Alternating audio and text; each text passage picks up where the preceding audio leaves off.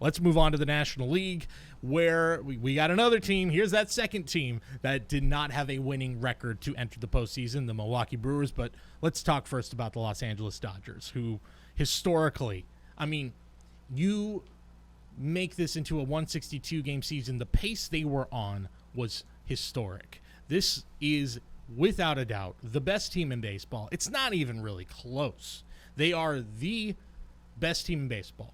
They have one of the best pitching staffs in baseball. Clayton Kershaw looked like he aged about 5 years backwards and looks like the ace that he once was. Not that he was bad in his last couple of years. They've got a ton of great young pitching. Urias, Dustin May, Tony Gonsolin, young pitchers who have really stepped it up. And, oh, yeah, they got this guy Walker Buehler, who may be the next great pitcher in all of baseball. On top of that, Mookie Betts, Corey Seager had MVP caliber years. And then you got the Milwaukee Brewers, who backed into the postseason, have been postseason factors for the last few years, thanks in part to Christian Yelich, who has flourished and become one of the best hitters in baseball, but not this year. Last week, we talked about some of the most disappointing players in baseball, and I failed to mention the most disappointing player in baseball. It is Christian Yelich, who never figured it out at the plate, an MVP candidate who just couldn't put it together at any point. I think he had an OPS around 700, which is just not what you want from him. The one bright light for them, Corbin Burns, a guy who had a 9 ERA last year, is now among the league leaders. If not, I have to double check. Might have been the league leader in ERA. If not, I think it's Trevor Bauer. But nonetheless, quite a story for Milwaukee. Just trying to give him some positive notes because, look, this should be a slam dunk for the Dodgers. I mean, one thing to keep in mind, and obviously I'm a Giants fan, so I'm trying not to use my hatred for the team over there in Southern California, but you mentioned that the Christian Yelich had a terrible year. I mean, the Brewers probably in any other year wouldn't be in the playoffs, but I feel like they're playing with house money. Like, they can go out there and nobody's expecting them to win, whether it's the complete opposite on the other side. The Dodger fans, World Series championship or bust. I mean, so there is a lot of pressure. We know Kershaw and pressure, usually not in the first round, but, usually later on. But I was actually just looking at some stats, and Christian Yelich is batting .500 against Kershaw in 18 at-bats, small sample size, 9 hits, 2 home runs.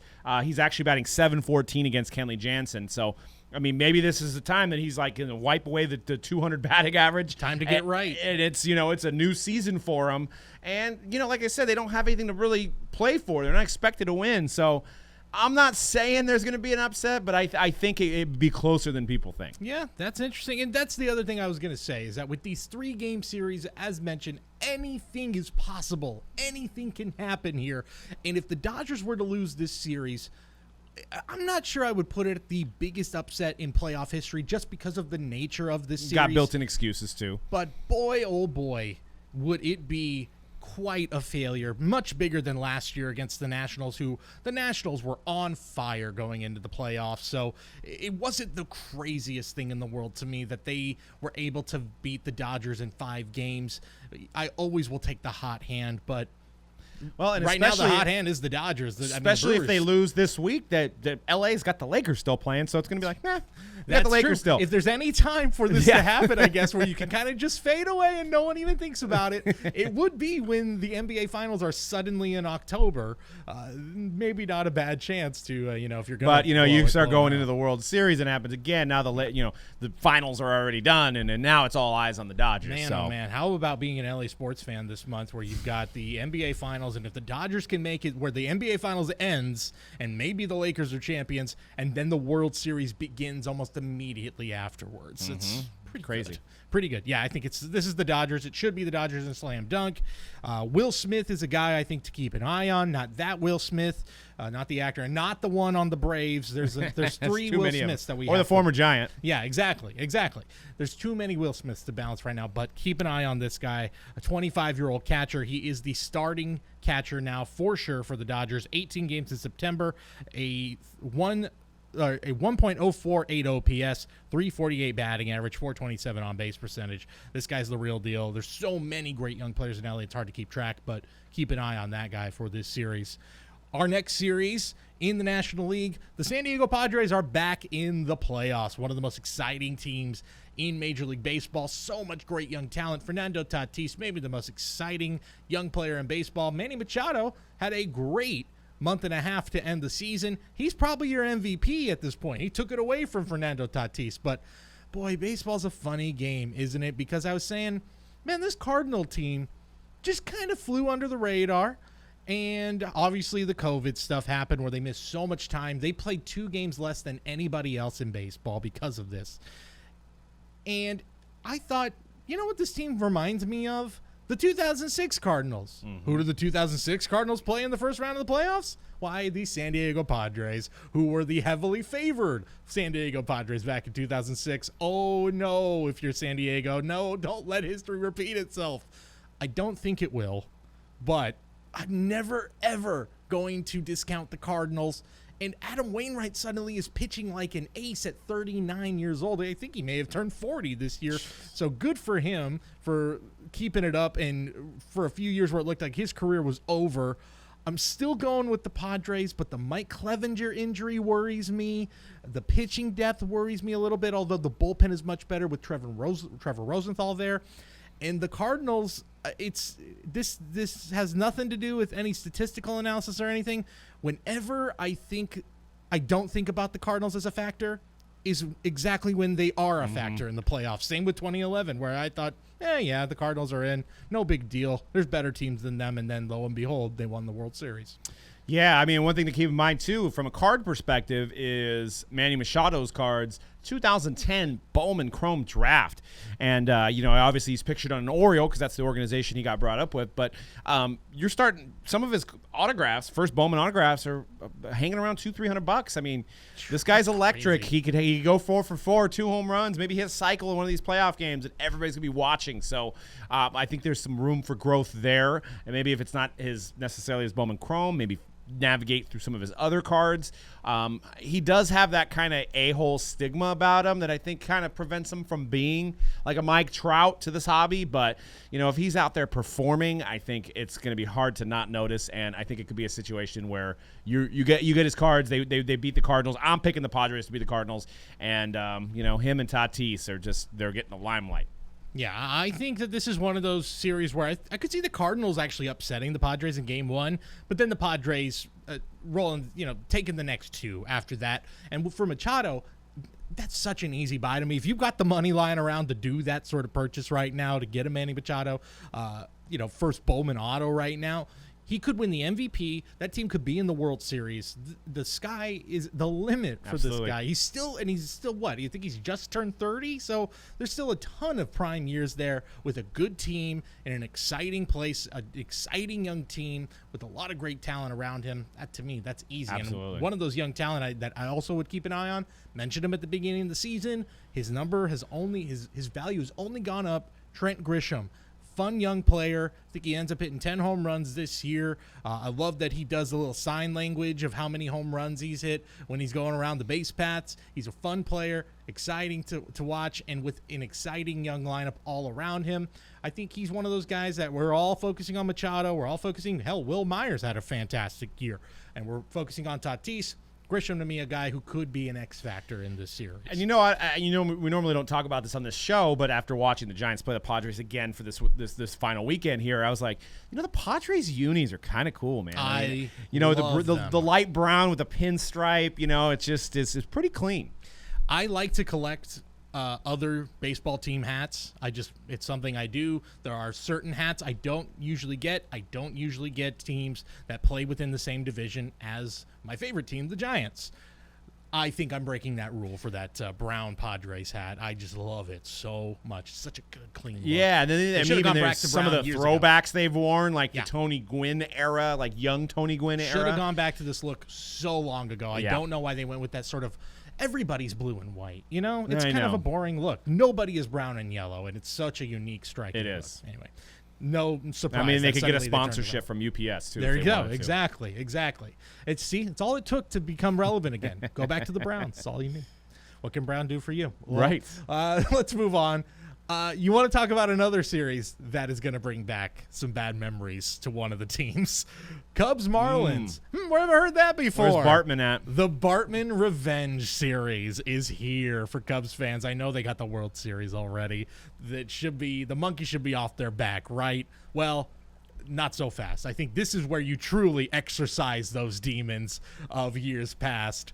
Of course, the Miami Marlins, nobody expected them to be here. Another team plagued by COVID early in the season, missed almost a week and a half of play, and then sort of rallied around it. Rallied around the fact that half that team were guys who weren't supposed to be there. At one point, there was like a speed skater on the team, and really showed a lot of grit, a lot of determination, and makes the postseason for the first time since they played the Cubs in that 2003 postseason. As for the Cubs, a team that, if you look at how they got here, it's kind of a head scratcher. Chris Bryant didn't do well. Anthony Rizzo didn't do well. Javier Baez didn't do well. So how'd they get here? Yu Darvish has a Cy Young caliber season. Kyle Hendricks, not far behind him. Ian Happ and Jason Hayward were actually the two best hitters on this team. They also went into the playoffs hot. Chris Bryant was starting to swing the bat well as they entered the postseason. So I'm not going to say the Cubs are a dark horse here to make a run, but I certainly think they get out of this first series. Yeah. Although I think the Marlins do give them a fight here. Yeah, I mean, I can't go against the Cubs either. I've always been a fan kind of the Cubs, of visiting their stadiums, amazing, the history, the ivy, all that stuff. And I've met Chris Bryant several times, too, and he's just one of the nicest guys, ever. I think he goes home and watches Disney movies. He's just a really wholesome type of guy. So I'm rooting for the Cubs, and I think it's going to be a pretty easy series for the Cubs. I think those guys have all the experience. Their main guys have been there, and this is just another day at work in the first round of the playoffs. Yeah, I think there is also a bit of the chip on the shoulder effect here where, after 2016, it wasn't a question of, what a great World Series, enjoyed this one. People were talking about this team like, here we go, the next dynasty in baseball. Before the Astros, where I feel like the Astros kind of took that the next year of this is the next dynasty in baseball. Everybody was saying the Cubs are baseball's next dynasty. These guys are young. They're going to be here for a while. They've got a great GM, and they've kind of just fallen flat the last few years. So I think there is something to prove for a lot of these guys. Obviously for you, Darvish, with all of what happened with him connected with the Astros as well when he was on the Dodgers. I think there's a lot for him to prove in the postseason. I will mention for the Marlins, they have three great young pitchers, Pablo Lopez, Sandy Alcantara, and Sixto Sanchez, all of them with ERAs in the mid to low threes. All of them, I think, the oldest pitcher of that group is 25. So those are three guys who are going to be there for a while. This is not a moment. To me, this isn't as fluky as it seems with Miami. This might be the beginning of something here, especially when you've got three guys all in their mid-20s who are here. They've arrived. They look good. They look impressive. Sixto Sanchez is a guy I really have been impressed by. It'll be interesting to see. I think that's the one game I could see Miami stealing here is the game he pitches. But I think ultimately the Cubs have more talent, they have more experience, and they have more pitching. I think they take this series pretty easily. One tidbit I thought about pitching too is one thing that you don't kind of think about because it was a 60-game season is these pitchers have half the normal amount of wear on their arms. They are fresh right now. Exactly. So you got that scenario where maybe what if Darvish is pitching and he's up to 100 pitches? They're probably well, just keep him going. He's effective, right? And you're already feeling like that in a regular postseason anyway for a lot of guys. Yeah. Right. So now it's these managers know, hey, well, normally they're already past, X amount of innings, and we're not even close to that. So it'd be interesting to see how the strategy goes to the pitching side. Maybe if we have we were talking about the Bieber matchup with Cole. I know Cole's had some injuries, but if it's a 1-1 game in the ninth and they've only thrown 100 pitches, are you just going to keep them going because you don't have to really worry about as much wear and tear, especially if they're a guy that's been through many seasons of baseball. So yeah, absolutely. Well, Doug, my picks have mostly been chalk right now. They've been pretty much who you expect. Maybe Cleveland was going out on a bit of a limb, but even that feels like a safe choice among upsets. Here we go. Upset alert. I love the Cincinnati Reds in this series against the Atlanta Braves. I know the Braves are the number 2 seed in the I feel National like they're a League. quiet number 2. I don't know what it is. Very quiet number 2. I think part of it is because it's all guys you expected to do well. Oh, Freddie Freeman's having an MVP year. He might be the MVP. Ronald Acuna figured it out, and he's having an MVP caliber year. Ozzie Albies looks good. Oh, okay. It's the same old for the Braves. They're doing exactly what they're supposed to be doing. Kind of like, I don't know, all those years they went to the playoffs for 20, 25 straight years where you didn't think about them because you just knew once they got to the playoffs, it all would fall apart. You know, Freddie Freeman's one of those guys. You know, he's been in the league since, I think, 2011, so he's been part of that team forever. Might be the most underrated player of He baseball. might. I feel like he's like the same category as like a Joey Votto, where, you know, he's doing the job every day, but it's just like nobody really notices it. And then you have like Acuna that comes around. Everybody's going to buy the Acuna jersey. But what about Freddie Freeman? He's been there. Or like David Wright, you know, when he was doing well for the Mets and he was, you know, Captain America, they called him. It's like in the hobby, it's like people really like, it's David Wright. It's Joey Votto. It's Freddie Freeman. I don't know why. It just feels like that. Obviously, you know, solid players, potential Hall of Famers, but it's just like there's not like, I don't know. It's just like they just do their job quietly, and that's probably a good thing, but it doesn't get a lot of hobby attention. Yeah, it might be interesting for a future play with Freeman if you can find him for a good enough price, because to me he is on a Hall of Fame trajectory right now. So it may take years after he retires where he gets on and he gets into the Hall of Fame and suddenly people realize, oh, wait a minute, I'm holding on to a Hall of Famer right now. Right. You know, that could be what finally pushes him, the ultimate long play for a guy like Freeman. But they have the best offense in baseball, I think, bar none. It's a really good lineup. They've had a lot of pitching injuries. Mike Soroka, who was their staff ace, out early in the season. They've had a sort of a patchwork rotation. Cole Hamels, I believe, who's a big acquisition, is out for the entire postseason. Would have been a huge asset to have. To me, there's just not enough starting pitching. And on the other side, you have an ultra-confident Cincinnati Reds team. You want to talk about confidence on the mound. Trevor Bauer just had a phenomenal final start to the season. He's got the swagger. He's got it all on the mound. And he's also got the most to earn this postseason. He's already going to get a big contract. But imagine if he has a huge postseason run, he is going to get all the money this offseason as a free agent. And then after him, you got to go through Luis Castillo and you got to go through Sonny Gray. That is not a 1-2-3 I would want to face. And to me, it's the reason why I like the Reds in this series. Yeah, I mean, I can't discount that. I mean, for the hobby, my hobby, I'd like to see the Braves because of Ronald Acuna and all their young stars. But I do like the Reds. But I think at the end of the day, I think the Braves win. Yeah, it's I definitely see that one going 3. And I think, too, it's the lineup for the Reds has finally caught up to the pitching. That's been the big issue all year. Guys like Nick Castellanos, who was a big offseason acquisition, these guys finally starting to put it all together. The two guys I think to watch are Braves. The other guys on the Braves, not Freeman, not Acuna, but Ozzie Albies and Dansby Swanson. Two guys who Albies may be more of an under the radar guy for years in the hobby, but Swanson for sure, a number 1 pick. Has been really up and down throughout his career. More ups than downs this season, but could be a guy that finally, if he can be the one to get that big hit, if maybe Freeman or Acuna or even Albies can't come through, that would be a big plus for this Braves team, not only for the series, but for the future here.